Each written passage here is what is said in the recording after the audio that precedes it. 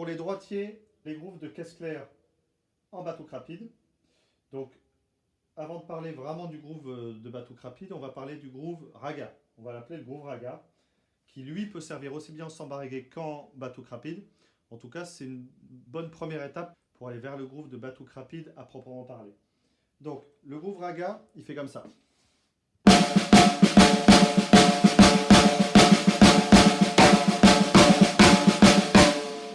En brésilien, on joue beaucoup avec les accents que à droite, quitte à doubler des gauches en ghost note.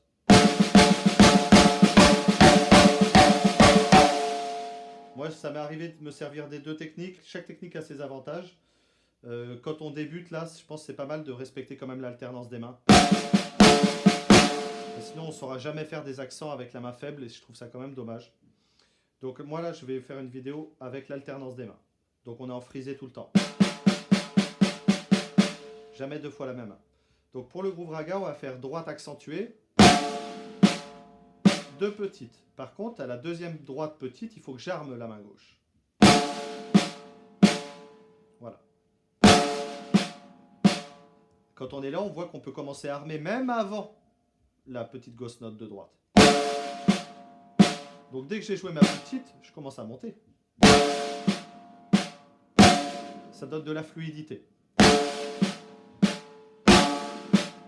J'ai fait l'inverse. J'ai mis deux petites ghost notes droite-gauche et pareil, j'ai commencé à monter ma droite dès qu'elle a fait sa petite ghost note puisqu'elle va refaire un accent. Donc on aura accent droite, gauche, droite. Je mets une dernière gauche pour faire la 8e double croche et là ça peut tourner en boucle.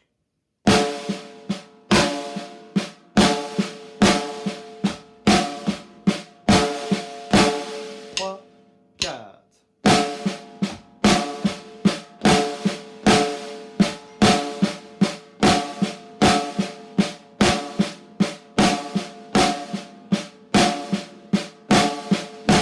Il y a une petite ghost note qui n'a pas touché la peau. C'est pas grave. Vaut mieux des ghost notes qui sont tellement petites que des fois elles ne sortent pas, que l'inverse, des ghost notes un peu trop fortes. C'est le problème quand on met un accent.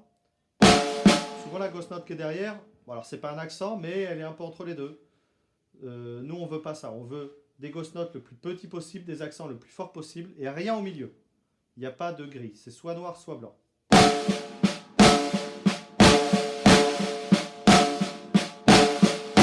Ça va donner des choses comme ça.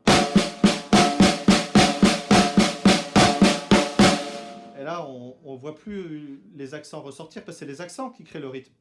Donc si les ghost notes sont quasiment aussi fortes que les accents, ça fait un méli-mélo, là on ne comprend plus ce qui se passe. Donc si on ne maîtrise pas, c'est qu'on joue trop vite, il faut ralentir le tempo. Donc le rythme raga un peu plus vite.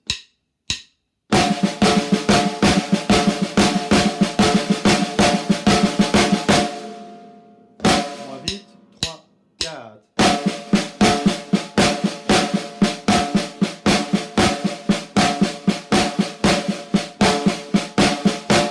On peut le travailler aussi avec les accents que à droite.